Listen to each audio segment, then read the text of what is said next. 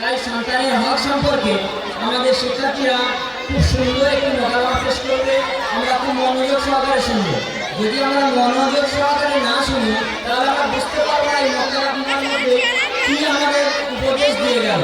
যদি আমরা মনোযোগ সহকারে শুনি তাহলে আমরা বুঝতে পারবো এই মতামতের মধ্যে আমাদের কি বোঝাতে চাচ্ছে। আমরা প্রত্যেকে মনোযোগ সহকারে শুনবো ইনশাআল্লাহ।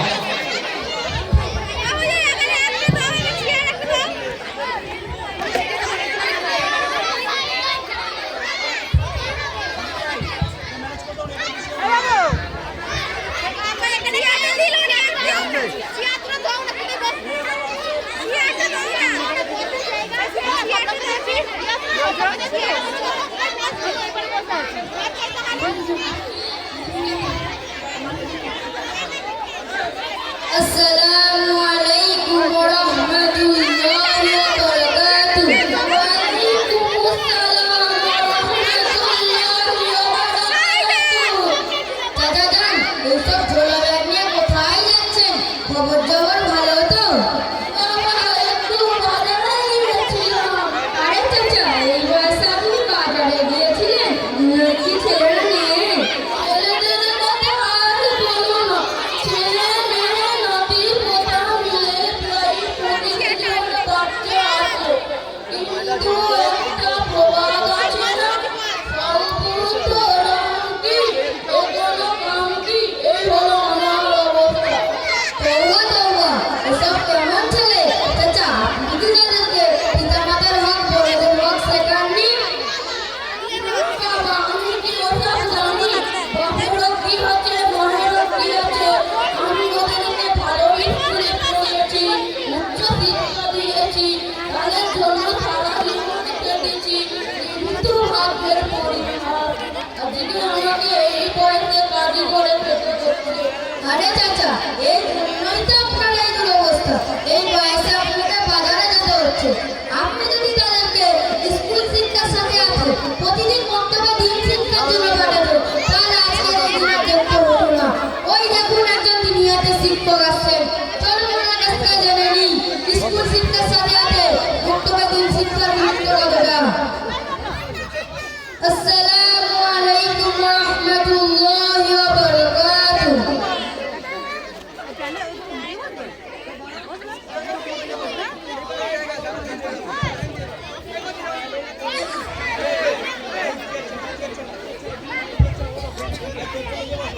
ওয়ালাইকুম আসসালাম ওয়া রাহমাতুল্লাহি ওয়া বারাকাতুহু।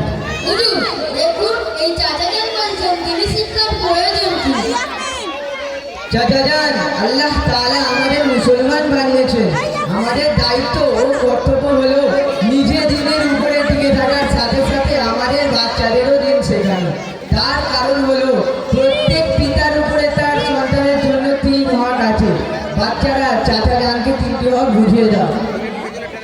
প্রথম হক হলো সন্তানের জন্য ভালো এবং নেক মা নির্বাচন করা। অর্থাৎ বিয়ে করার পূর্বে ভাবা উচিত যে নারীর সাথে বিয়ে করছেন সে সৎ কিনা। রাসূল সাল্লাল্লাহু আলাইহি সাল্লাম বলেন, ফাসফার বিজাতিদ দ্বীন। বিয়ের ক্ষেত্রে তোমরা নেক নারীকে প্রাধান্য দাও। সন্তান ভূমিষ্ঠ তার ভালো নাম নির্বাচন করা। কিন্তু বড় দুঃখের বিষয়, আজকে আমাদের মুসলিম সমাজের মানুষের ধারণা হলো বাচ্চার জন্য এমন একটি নাম নির্বাচন করতে হবে যেটা আমাদের এলাকায় কাউকে চাই সেই নাম ইসলামী হোক অথবা না হোক, যেমন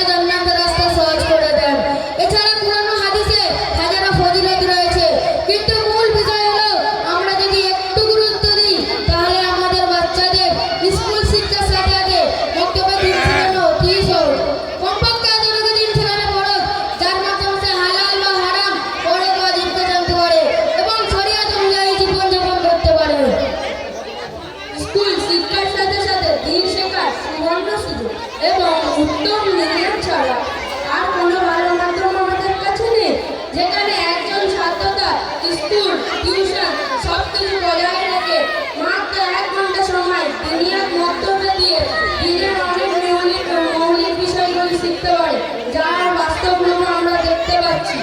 আমরা যারা এখানে আজকে আছি প্রত্যেকেই স্কুল টিউশনের সাথে মাত্র 1 ঘন্টা সময় দুনিয়ার মধ্যে দিয়ে দিনের অনেক বিধি বিধান শিখেছি, যেগুলো আগে আমরা জানতাম না।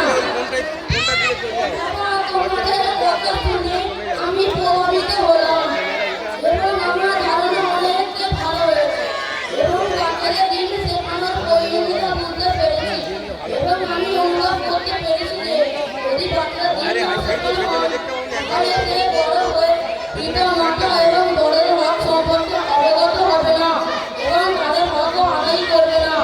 যার ভুক্তভোগীর আজকের অধিকাংশ পিতা হয়ে আছে, ছেলে বড় হয়ে পিতা মাতার কথা শোনে না। ঠিক আছে, তোমার অনেক ধন্যবাদ। তোমরা দিনের মোনাজাত বক্তব্যের মাধ্যমে আমাদের সমাজে অনেক বড় উপকার করেছো। দিনহারা শিশুকে দিন শেখানোর সুবর্ণ সুযোগ দিয়েছো। ঠিক আছে, তোমার অনেক ধন্যবাদ।